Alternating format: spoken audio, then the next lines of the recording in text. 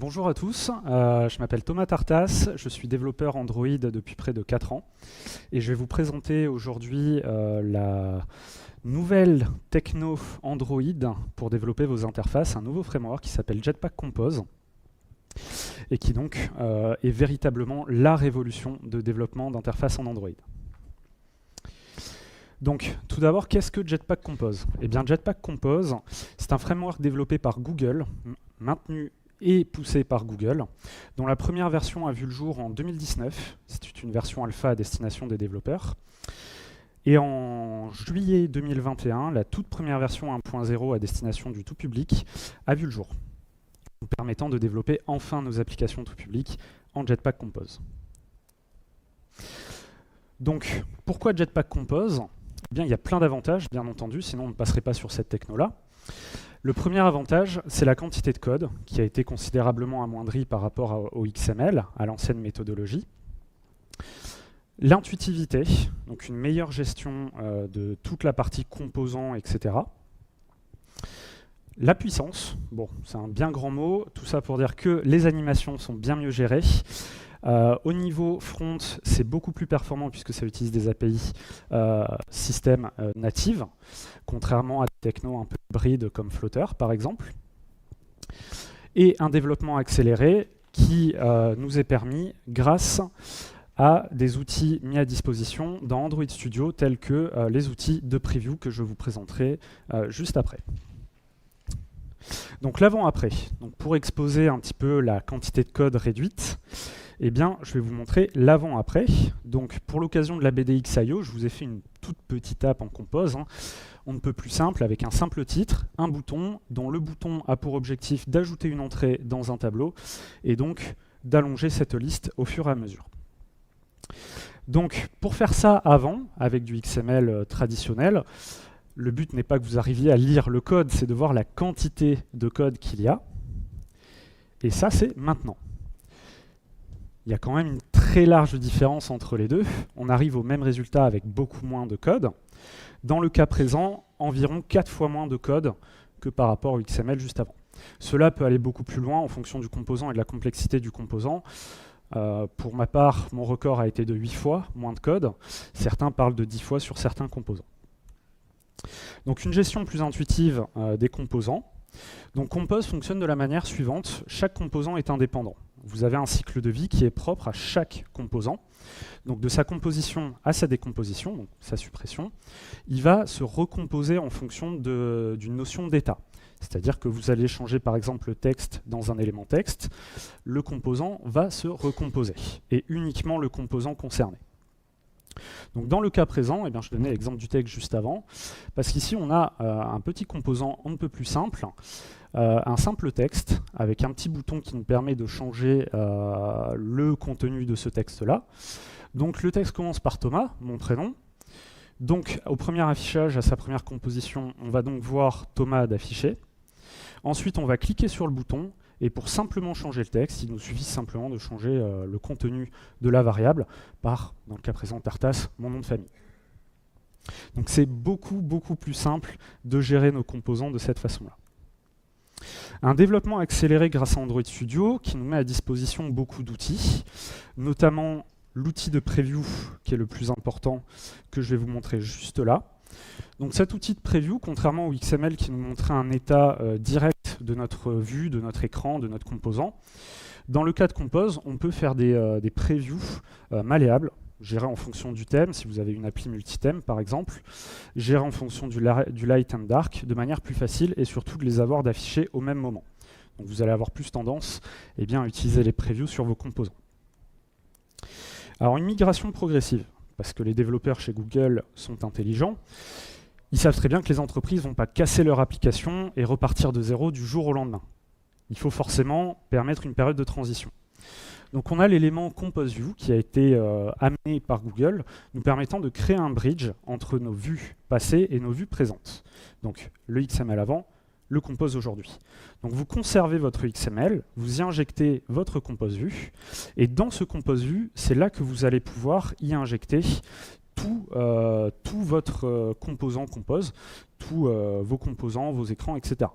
Ça permet de migrer partiellement vos écrans. Si par exemple vous avez un design system qui migre lui-même partiellement, progressivement vers du Compose. Donc il y a vraiment ce bridge qui existe qui permet de conserver l'existant et de migrer progressivement. Donc l'accessibilité, eh bien, c'est quand même d'actualité, c'est très important l'accessibilité. Compose ne change rien, simplifie même les choses. Vous aurez plus de facilité de gérer vos éléments de sémantique et ça marche extrêmement bien avec Tollback, qui est l'outil Android qui vous permet d'avoir la voix sur votre application. Si vous passez sur un texte, il va vous citer le texte. J'avais oublié de passer à la slide suivante. Donc là, vous voyez comment c'est géré en l'état. Donc le content description va permettre au passage de Tollback de dire mon bouton accessible. Il y a bien entendu plein d'éléments d'accessibilité dans la sémantique. Celui-ci est un parmi tant d'autres. Alors je vais finir ce court quickie de 10 minutes avant de passer à vos questions par une petite anecdote sur Compose et sur comment j'ai découvert Compose. Parce que je trouve que c'est important, présenter comme ça, on ne sait pas forcément les avantages, autant avoir un retour d'expérience. Donc dans mon cas, j'avais entendu parler de Compose dans des confs Google, mais c'était assez vaste. Je ne connaissais pas bien le sujet, je ne m'étais pas non plus affolé dessus. Et en 2020, un de mes collègues dans mon ancienne entreprise à la RATP nous a présenté Compose de manière construite, pour l'amener dans une nouvelle application de la RATP, en nous disant « maintenant on va faire du Compose ». J'étais très sceptique au début, j'avais moins de 2 ans d'expérience en Android, je ne savais pas trop ce que ça allait donner. Je me suis dit « pourquoi pas », je suis d'humeur curieuse. Et j'ai essayé, et ce qui m'a convaincu sur la puissance de Compose, c'est tout simplement que j'ai eu l'opportunité de refaire un écran passé que j'avais fait en XML traditionnel avec l'ancienne méthodologie, le refaire en Compose. Et là, le gain de temps et la facilité dont j'ai refait cet écran-là, c'est un écran extrêmement complexe avec du Bluetooth. Je suis littéralement tombé amoureux donc, de ce framework. Et depuis, partout où je vais, j'essaie de le pousser. Et là, je vois des collègues rigoler au premier rang parce qu'ils me connaissent, ils savent que j'essaie de pousser Compose.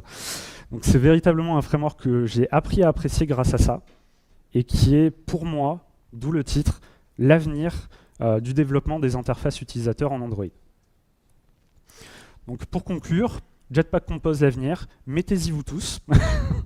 Tout développeur Android devrait s'y mettre. Je ne laisse pas trop le choix, on va dire. Ça va évoluer, il y a beaucoup de choses qui bougent, ça évolue très très vite. Notamment, et je ne me suis pas centré sur ce sujet-là, mais on a Compose multiplateforme qui va arriver, permettant de faire du Compose sur iOS, Android et sur le web, avec une seule techno. Donc c'est véritablement l'avenir, et peut-être pas que d'Android. C'est tout pour moi. Je vais vous laisser poser vos questions.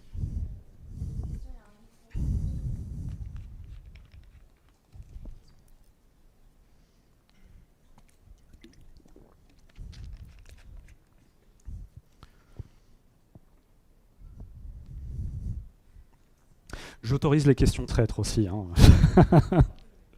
Je suis pas sûr d'y répondre, mais... Bon, sinon, pose là, je pense que je devrais t'entendre. Parfait.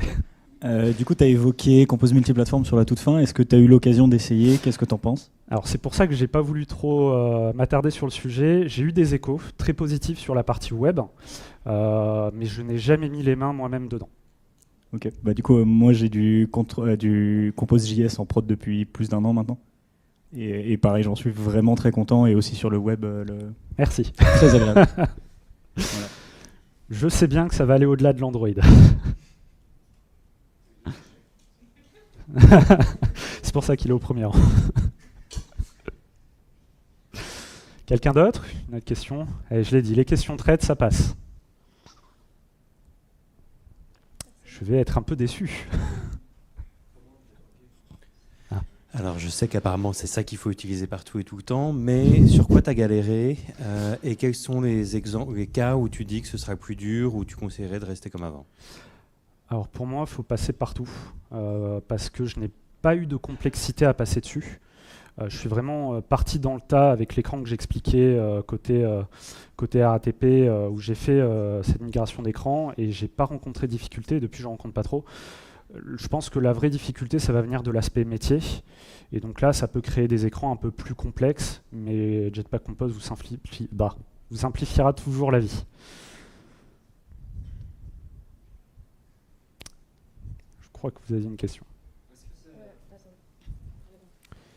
Est-ce que c'est possible de faire une application que avec Compose, comme point de rentrée, comme Bien sûr. dedans et tout? Bien sûr. En fait, ils ont mis un bridge pour pouvoir continuer à utiliser l'XML. La bonne pratique, c'est tout simplement de faire du Compose une app en full Compose. Vous pouvez bien entendu, encore une fois, grâce à ce bridge, passer dessus. Est-ce qu'au cours du développement, il y a un moteur de rendu en direct, comme il peut y avoir dans SwiftUI, qui fait aussi du multiplateforme? Alors c'est le Live Edit, ça fait partie des outils qu'Android Studio met à disposition. Quand vous modifiez vos composants en Compose, vous avez ce Live Edit qui va automatiquement modifier la vue, que ce soit sur un téléphone physique ou un téléphone, un émulateur. C'est pas tout à fait au point. Moi j'ai eu des cas où en effet je faisais des modifs et il les prenait pas directement. On va dire que dans 80% des cas ça fonctionne. Il faut bien que je dise un petit truc un peu négatif. L'avenir pour SwiftUI alors.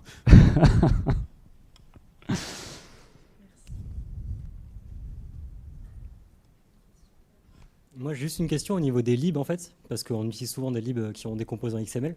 Tu t'en dis quoi, du coup, genre, parce que typiquement, je sais que voilà, il y a Lottie, Glide, des libs d'animation, des choses comme ça qui ont des composants XML. Est-ce qu'il y a déjà des composants, des composables qui sont disponibles pour les libs qui existent? Donc, pour Google, j'imagine que c'est déjà fait, mais potentiellement pour d'autres libs, donc Lottie, j'imagine que oui, parce que c'est Airbnb, mais peut-être qu'il y en a d'autres où il faut encore attendre. Et donc, alors il y a beaucoup de libs dans le milieu, donc je ne pourrais pas dire pour toutes. En tout cas, les plus connus, comme tu cites Lottie ou encore Glide, ont déjà une déclinaison Jetpack Compose qui permet de les utiliser nativement avec Jetpack Compose sans s'embêter à une histoire de bridge ou autre. Ouais, et sinon, tu fais un bridge XML et c'est bon, quoi. Exactement. Okay. C'est là pour ça d'utiliser cet élément de Compose View pour justement maintenir l'ancien et intégrer le nouveau dedans. Faire une migration vraiment progressive.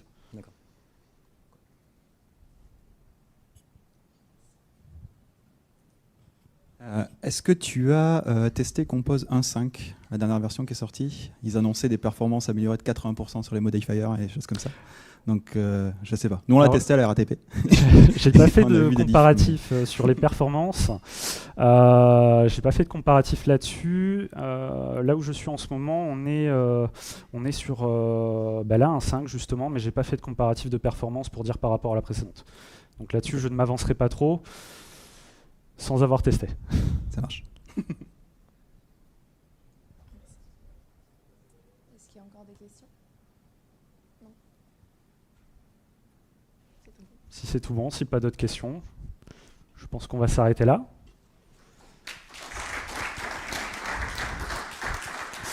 Merci à tous d'être venus.